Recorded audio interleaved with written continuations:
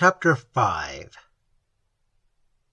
While in the rosy vale, love breathed his infant sighs, from anguish free. THOMSON. St. Aubert, sufficiently restored by a night's repose to pursue his journey, set out in the morning with his family and Valancourt for Rousillon, which he hoped to reach before nightfall. The scenes through which they now passed were as wild and romantic as any they had yet observed, with this difference, that beauty every now and then softened the landscape into smiles. Little woody recesses appeared among the mountains, covered with bright verdure and flowers, or a pastoral valley opened its grassy bosom in the shade of the cliffs, with flocks and herds loitering along the banks of a rivulet that refreshed it with perpetual green. St. Aubert could not repent the having taken this fatiguing road, though he was this day also frequently obliged to alight, to walk along the rugged precipice, and to climb the steep and flinty mountain. The wonderful sublimity and variety of the prospects repaid him for all this, and the enthusiasm with which they were viewed by his young companions heightened his own, and awakened a remembrance of all the delightful emotions of his early days, when the sublime charms of nature were first unveiled to him. He found great pleasure in conversing with Valancourt, and in listening to his ingenuous remarks. The fire and simplicity of his manners seemed to render him a characteristic figure in the scenes around them, and St. Aubert discovered in his sentiments the justness and the dignity of an elevated mind unbiassed by intercourse with the world. He perceived that his opinions were formed rather than imbibed, were more the result of thought than of learning. Of the world he seemed to know nothing, for he believed well of all mankind, and this opinion gave him the reflected image of his own heart.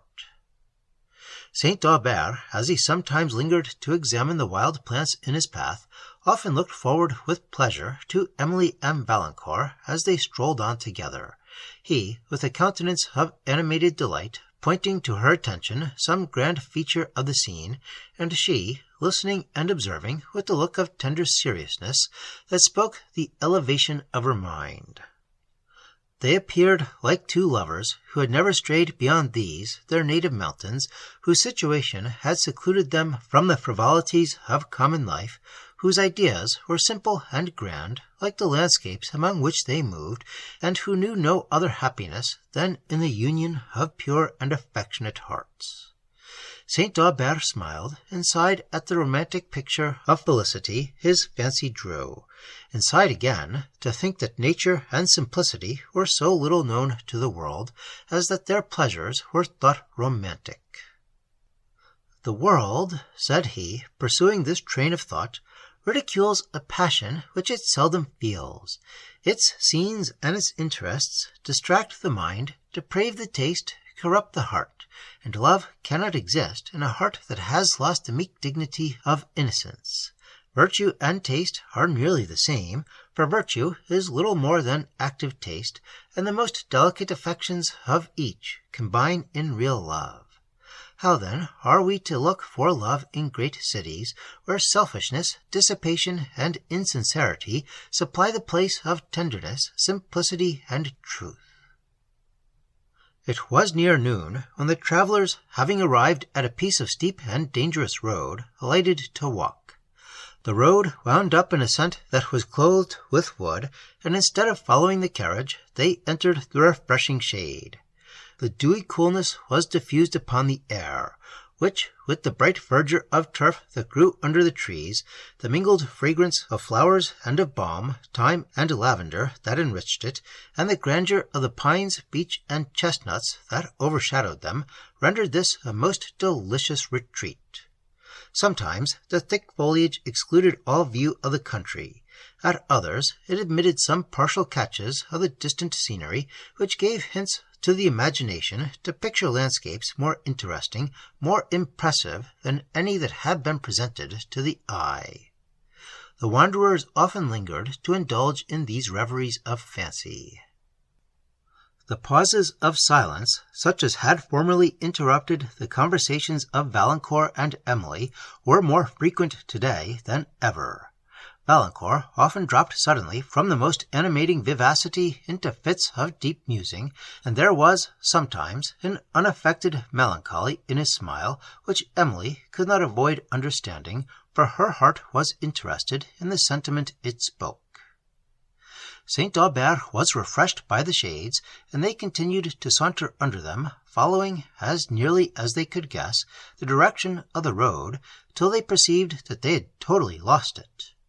They had continued near the brow of the precipice, allured by the scenery it exhibited, while the road wound far away over the cliff above. Valancourt called loudly to Michael, but heard no voice except his own echoing among the rocks, and his various efforts to regain the road were equally unsuccessful. While they were thus circumstanced, they perceived a shepherd's cabin between the boles of the trees at some distance, and Valancourt bounded on first to ask assistance. When he reached it, he saw only 2 little children at play on the turf before the door. He looked into the hut, but no person was there, and the eldest of the boys told him that their father was with his flocks, and their mother was gone down into the vale, but would be back presently. As he stood considering what was further to be done, on a sudden he heard Michael's voice roaring forth most manfully among the cliffs above, till he made their echoes ring. Valancourt immediately answered the call, and endeavoured to make his way through the thicket that clothed the steeps, following the direction of the sound. After much struggle over brambles and precipices, he reached Michael, and at length prevailed with him to be silent and to listen to him. The road was at a considerable distance from the spot where St. Aubert and Emily were. The carriage could not easily return to the entrance of the wood, and since it would be very fatiguing for St. Aubert to climb the long and steep road to the place where it now stood, Valancourt was anxious to find a more easy ascent by the way he had himself passed. Meanwhile, St. Aubert and Emily approached the cottage, and rested themselves on a rustic bench, fastened between 2 pines which overshadowed it, till Valancourt, whose steps they had observed, should return. The eldest of the children desisted from his play, and stood still to observe the strangers, while the younger continued his little gambols, and teased his brother to join in them. St. Aubert looked with pleasure upon this picture of infantile simplicity, till it brought to his remembrance his own boys, whom he had lost about the age of these, and their lamented mother, and he sunk into a thoughtfulness, which, Emily observing, she immediately began to sing one of those simple and lively airs he was so fond of, and which she knew how to give with the utmost captivating sweetness. St. Aubert smiled on her through his tears, took her hand, and pressed it affectionately, and then tried to dissipate the melancholy reflections that lingered in his mind. While she sung, Valancourt approached, who was unwilling to interrupt her, and paused at a little distance to listen. When she had concluded, he joined the party, and told them that he had found Michael, as well as a way by which he thought they could ascend the cliff to the carriage. He pointed to the woody steeps above, which St. Aubert surveyed with an anxious eye. He was already wearied by his walk, and this ascent was formidable to him. He thought, however, it would be less toilsome than the long and broken road, and he determined to attempt it. But Emily, ever watchful of his ease, proposing that he should rest and dine before they proceeded further, Valancourt went to the carriage for the refreshments deposited there. On his return, he proposed removing a little higher up the mountain to where the woods opened upon a grand and extensive prospect, and thither they were preparing to go, when they saw a young woman join the children and caress and weep over them. The travellers, interested by her distress, stopped to observe her. She took the youngest of the children in her arms, and perceiving the strangers, hastily dried her tears, and proceeded to the cottage. St. Aubert, on inquiring the occasion of her sorrow, learned that her husband, who was a shepherd and lived here in the summer months to watch over the flock he led to feed upon these mountains, had lost on the preceding night his little all. A gang of gypsies, who had for some time infested the neighbourhood, had driven away several of his master's sheep. "Jacques, added the shepherd's wife, had saved a little money, and had bought a few sheep with it. And now they must go to his master for those that are stolen, and what is worst than all, his master, when he comes to know how it is, will trust him no longer with the care of his flocks, for he is a hard man. And then what is to become of our children?" The innocent countenance of the woman and the simplicity of her manner in relating her grievance inclined St. Aubert to believe her story, and Valancourt, convinced that it was true, asked eagerly what was the value of the stolen sheep. On hearing which he turned away with the look of disappointment, St. Aubert put some money into her hand. Emily, too, gave something from her little purse, and they walked towards the cliff. But Valancourt lingered behind, and spoke to the shepherd's wife, who was now weeping with gratitude and surprise. He inquired how much money was yet wanting to replace the stolen sheep, and found that it was a sum very little short of all he had about him. He was perplexed and distressed. "This sum, then," said he to himself, "would make this poor family completely happy. It is in my power to give it, to make them completely happy. But what is to become of me? How shall I contrive to reach home with the little money that will remain?" For a moment he stood unwilling to forego the luxury of raising a family from ruin to happiness, yet considering the difficulties of pursuing his journey with so small a sum as would be left. While he was in this state of perplexity, the shepherd himself appeared. His children ran to meet him. He took one of them in his arms, and, with the other clinging to his coat, came forward with a loitering step. His forlorn and melancholy look determined Valancourt at once. He threw down all the money he had, except a very few louis, and bounded away after St. Aubert and Emily, who were proceeding slowly up the steep. Valancourt had seldom felt his heart so light as at this moment. His gay spirits danced with pleasure. Every object around him appeared more interesting or beautiful than before. St. Aubert observed the uncommon vivacity of his countenance. "What has pleased you so much?" said he. "Oh, what a lovely day!" replied Valancourt. "How brightly the sun shines! How pure is this air! What enchanting scenery!" "It is indeed enchanting," said St. Aubert, whom early experience had taught to understand the nature of Valancourt's present feelings. "What pity that the wealthy, who can command such sunshine, should ever pass their days in gloom, in the cold shade of selfishness! For you, my young friend, may the sun always shine as brightly as at this moment.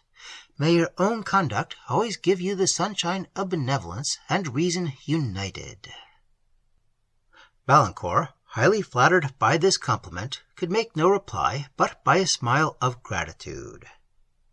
They continued to wind under the woods between the grassy knolls of the mountain, and as they reached the shady summit which he had pointed out, the whole party burst into an exclamation. Behind the spot where they stood, the rock rose perpendicularly in a massy wall to a considerable height, and then branched out into overhanging crags. Their grey tints were well contrasted by the bright hues of the plants and wild flowers that grew in their fractured sides, and were deepened by the gloom of the pines and cedars that waved above. The steeps below, over which the eye passed abruptly to the valley, were fringed with thickets of alpine shrubs, and lower still appeared the tufted tops of the chestnut woods that clothed their base, among which peeped forth the shepherd's cottage just left by the travellers, with its bluish smoke curling high in the air. On every side appeared the majestic summits of the Pyrenees, some exhibiting tremendous crags of marble, whose appearance was changing every instant as the varying lights fell upon their surface, others, still higher, displaying only snowy points, while their lower steeps were covered almost invariably with forests of pine, larch, and oak that stretched down to the vale. This was one of the narrow valleys that open from the Pyrenees into the country of Rousillon, and whose green pastures and cultivated beauty form a decided and wonderful contrast to the romantic grandeur that environs it. Through a vista of the mountains appeared the lowlands of Rousillon, tinted with the blue haze of distance as they united with the waters of the Mediterranean, where, on a promontory which marked the boundary of the shore, stood a lonely beacon over which were seen circling flights of seafowl. Beyond appeared now and then a stealing sail, white with the sunbeam, and whose progress was perceivable by its approach to the lighthouse. Sometimes, too, was seen a sail so distant that it served only to mark the line of separation between the sky and the waves. On the other side of the valley, immediately opposite to the spot where the travellers rested, a rocky pass opened toward Gascony.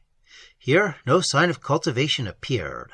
The rocks of granite that screened the glen rose abruptly from their base and stretched their barren points to the clouds, unvaried with woods and uncheered even by a hunter's cabin. Sometimes, indeed, a gigantic larch threw its long shade over the precipice, and here and there a cliff reared on its brow a monumental cross to tell the traveller the fate of him who had ventured whither before. This spot seemed the very haunt of banditti, and Emily, as she looked down upon it, almost expected to see them stealing out from some hollow cave to look for their prey. Soon after, an object not less terrific struck her, a gibbet standing on a point of rock near the entrance of the pass, and immediately over one of the crosses she had before observed. These were hieroglyphics that told a plain and dreadful story. She forbore to point it out to St. Aubert, but it threw a gloom over her spirits, and made her anxious to hasten forward, that they might with certainty reach Rousillon before nightfall. It was necessary, however, that St. Aubert should take some refreshment, and, seating themselves on the short dry turf, they opened the basket of provisions, while, by breezy murmurs cold, broad o'er their heads the verdant cedars wave, and high palmettos lift their graceful shade. They draw ethereal soul, their drink reviving gales, profusely breathing from the piny groves, and veils of fragrance, there at a distance hear the roaring floods and cataracts. THOMSON. St. Aubert was revived by rest and by the serene air of this summit, and Valancourt was so charmed with all around, and with the conversation of his companions, that he seemed to have forgotten he had any further to go. Having concluded their simple repast, they gave a long farewell look to the scene, and again began to ascend. St. Aubert rejoiced when he reached the carriage, which Emily entered with him. But Valancourt, willing to take a more extensive view of the enchanting country into which they were about to descend than he could do from a carriage, loosened his dogs, and once more bounded with them along the banks of the road. He often quitted it for points that promised a wider prospect, and the slow pace at which the mules travelled allowed him to overtake them with ease.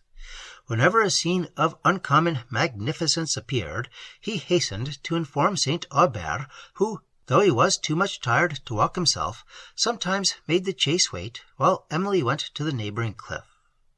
It was evening when they descended the lower Alps that bind Rousillon and form a majestic barrier round that charming country, leaving it open only on the east to the Mediterranean. The gay tints of cultivation once more beautified the landscape, for the lowlands were coloured with the richest hues, which a luxuriant climate and an industrious people can awaken into life. Groves of orange and lemon perfumed the air, their ripe fruit growing among the foliage, while, sloping to the plains, extensive vineyards spread their treasures.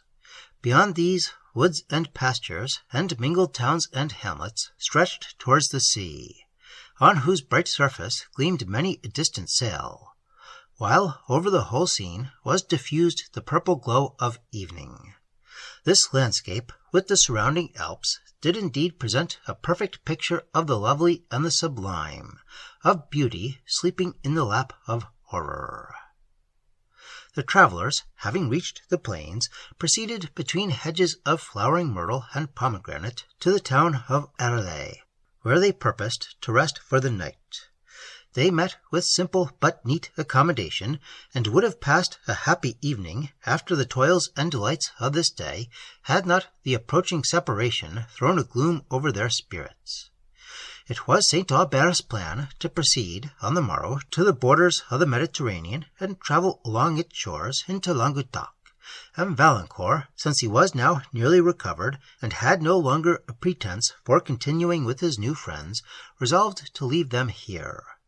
St. Aubert, who was much pleased with him, invited him to go further, but did not repeat the invitation, and Valancourt had resolution enough to forego the temptation of accepting it, that he might prove himself not unworthy of the favour. On the following morning, therefore, they were to part. St. Aubert to pursue his way to Languedoc, and Valancourt to explore new scenes among the mountains on his return home. During this evening he was often silent and thoughtful. St. Aubert's manner towards him was affectionate, though grave, and Emily was serious, though she made frequent efforts to appear cheerful. After one of the most melancholy evenings they had yet passed together, they separated for the night.